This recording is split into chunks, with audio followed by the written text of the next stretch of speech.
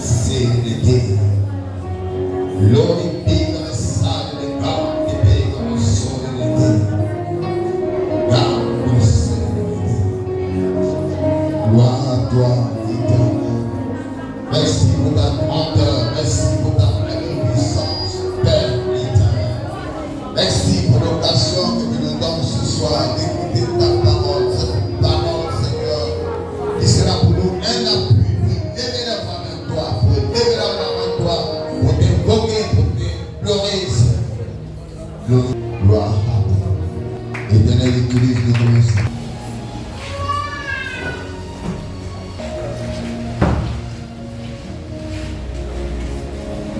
Le texte de Ézéchiel au chapitre 11. Ézéchiel chapitre 11, le verset 1 à 2. Ézéchiel 11. Ézéchiel au chapitre 11, verset 1 à 2. On va s'élever pour la lecture de la parole.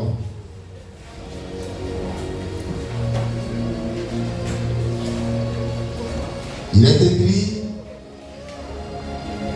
l'Esprit m'enleva et me transporta à la porte orientale de la maison de l'Éternel et à celle qui regarde l'Orient. Et voici, à l'entrée de la porte, il y avait Ézéchiel chapitre 11. Ça va? Ça va? Ézéchiel 11. On reprend. L'Esprit m'enleva et me transporta à la porte orientale de la maison de l'Éternel, à celle qui regarde l'Orient. Et voici, à l'entrée de la porte, il y avait 25 hommes. 25 hommes. Et j'ai vu au milieu de Jasnasia, fils d'Assur, et Pélatia, fils de Benaja, chef du peuple. Et l'Éternel me dit: fils de l'homme, ce sont des hommes qui méditent l'iniquité et qui donnent de mauvais conseils dans cette vie. Amen. Amen. On va s'asseoir.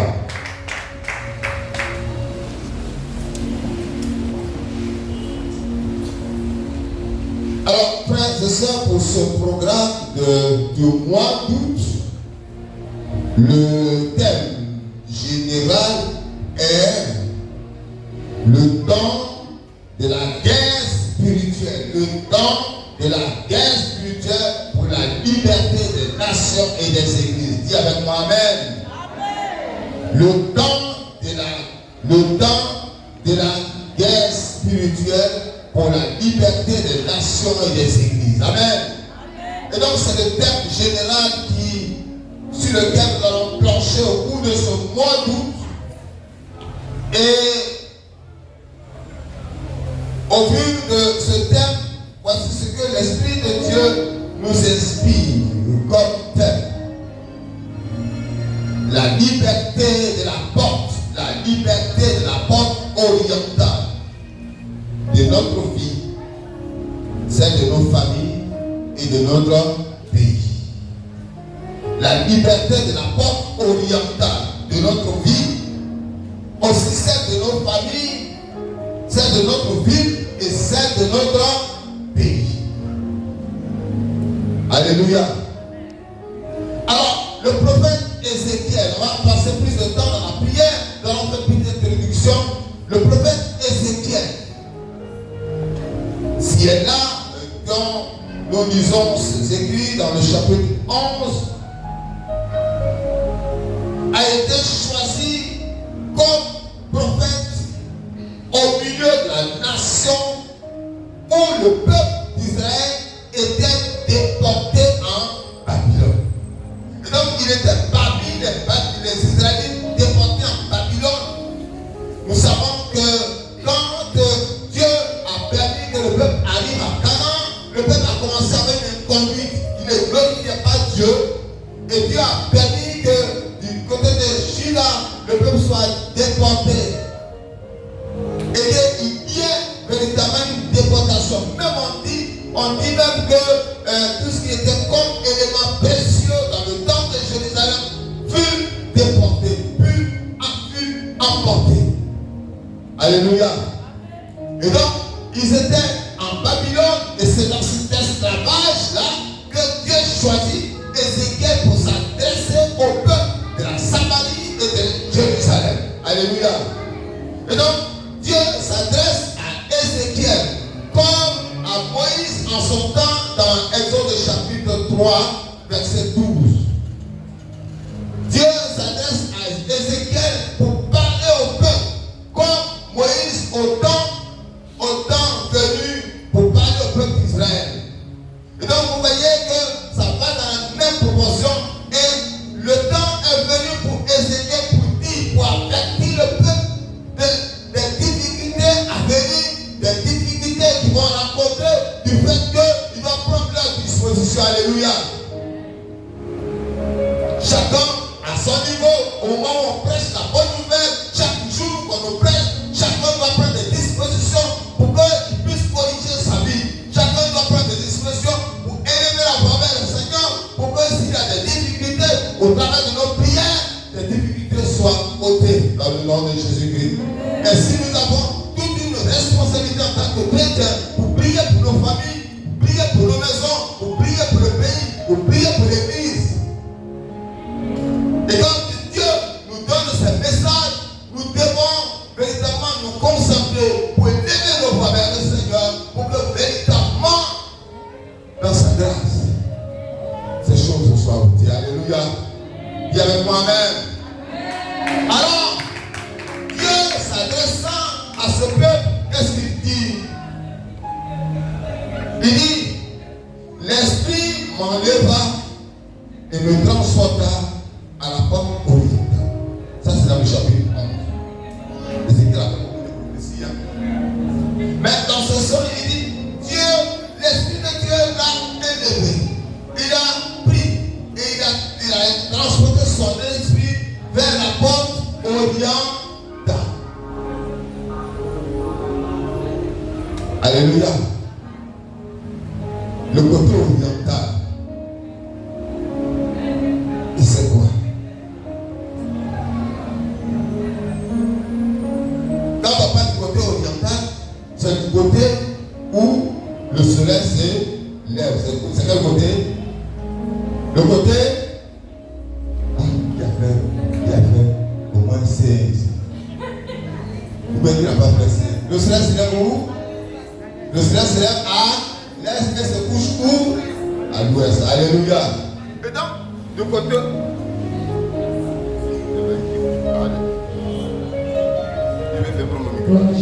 Alléluia. Oh, et il est pris. Donc, le côté oriental, c'est le côté où se lève le soleil. Et vous voyez, nos frères d'à côté, ils savent que c'est là-bas que se lève le soleil. Et quel que soit où le lieu ils sont, ils savent, quand ils sont étrangers, ils demandent le soleil se lève où? C'est là-bas qu'ils mettent leur tête pour pouvoir prier le Seigneur. Ah. Et donc, ce côté oriental, pour eux, ils pensent et ils sont rassurés que là, le soleil s'élève.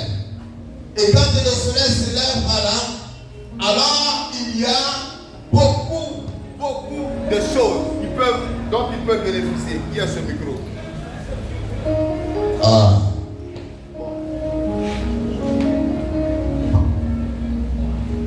Et donc, de ce côté, nos frères d'à côté savent que de ce côté oriental, il y a beaucoup de choses.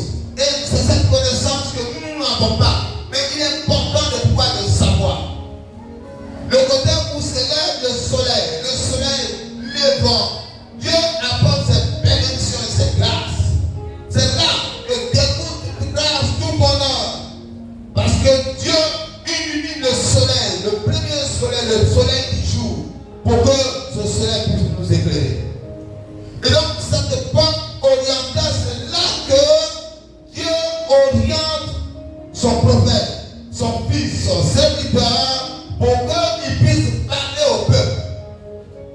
Alléluia. Pour leur dire que là, il y a de mauvais esprits qui sont là, qui donnent de mauvais conseils à l'habitation. Là, au côté oriental, c'est là que souvent, frères et sœurs, nos ennemis sont pour combattre notre succès. Alléluia. L'ennemi, sachant que du côté oriental, il y a un bonheur, il y a beaucoup de grâce que Dieu va nous souffler, l'ennemi s'arrête là, à ce côté oriental, pour bloquer tout ce qui est succès et tout ce qui est bénédiction. Alléluia. Et donc, c'est ce côté-là que Dieu a averti le prophète Ézéchiel pour lui dire, il faut parler au peuple. Parle au peuple. Frère, quand nous voyons, il dit quoi? Il dit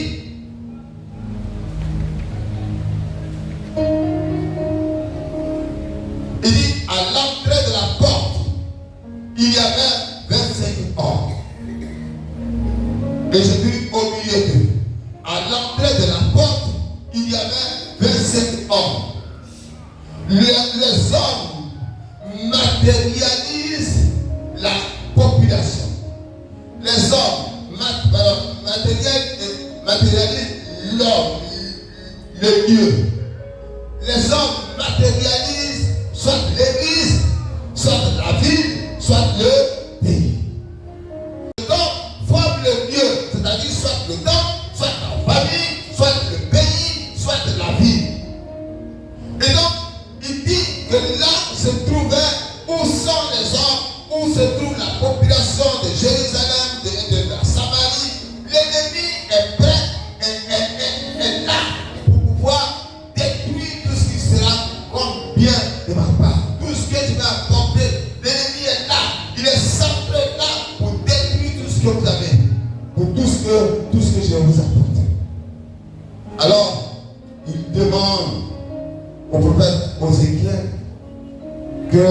qu'il puisse véritablement se positionner sur ce côté oriental pour qu'il puisse élever la voix, parce que du point de vue prophétique, Dieu apporte beaucoup de grâce en ce temps. Alléluia. Alléluia.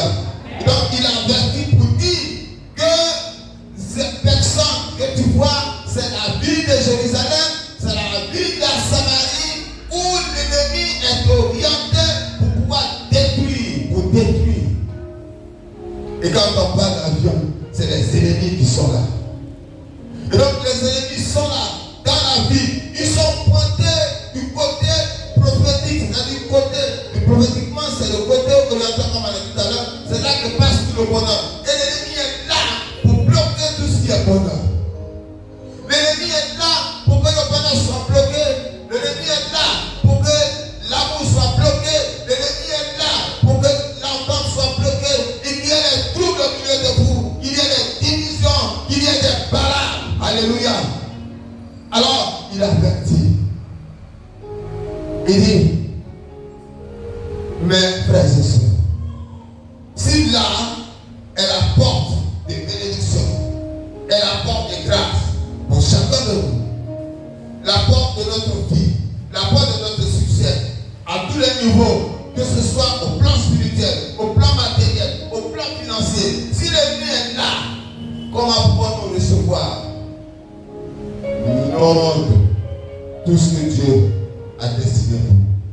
Si cette porte orientale, si cette porte orientale, par là où Dieu va apporter les bénédictions, si cette porte orientale est fermée, comment pourrons-nous entrer dans nos bénédictions?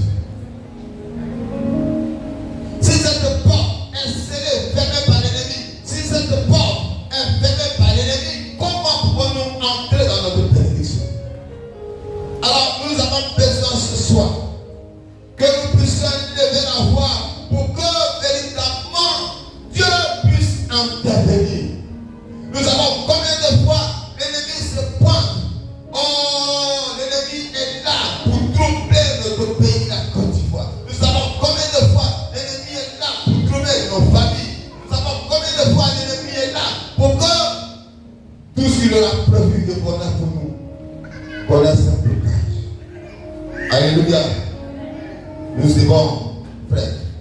de se nous lever. Nous avons besoin de nous lever. Nous avons besoin de fléchir les genoux. Nous avons besoin de prier Dieu. Vous voyez l'horizon de notre pays, la Côte d'Ivoire. Nous voyons l'horizon. Les difficultés, les prisons par-ci, les interpellés par là. L'ennemi est là pour troubler ce pays. Parce qu'il s'est positionné à la porte orientale. Ce soir, cette porte orientale a besoin d'être brisée dans le nom de Jésus-Christ. Cette porte orientale, cette porte sur laquelle est bloqué l'ennemi, nous avons besoin de fléchir les genoux, de prier, d'élever la voix pour que cette porte soit brisée dans le nom de Jésus.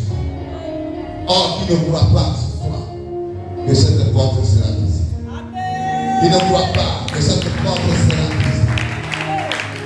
Dieu veut apporter sa gloire.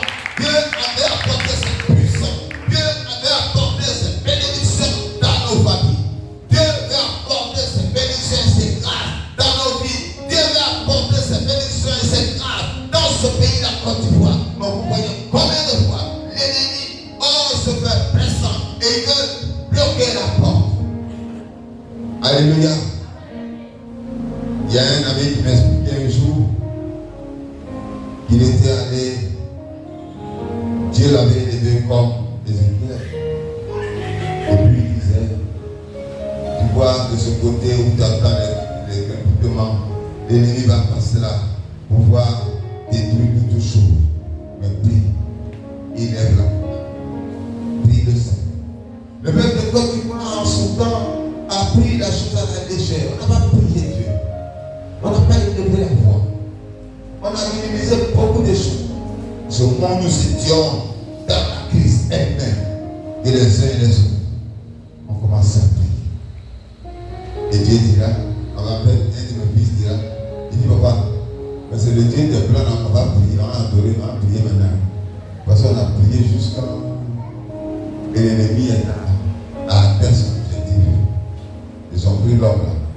Et donc c'est le Dieu des plans. Mais c'est parce que dès le départ, on a été averti par beaucoup de personnes, des prophètes nous ont avertis. Mais nous n'avons pas cédé, nous n'avons pas prié Dieu. Nous n'avons pas véritablement invoqué le Seigneur. Nous n'avons pas véritablement élevé la voix pour que ces portes orientales soient brisées.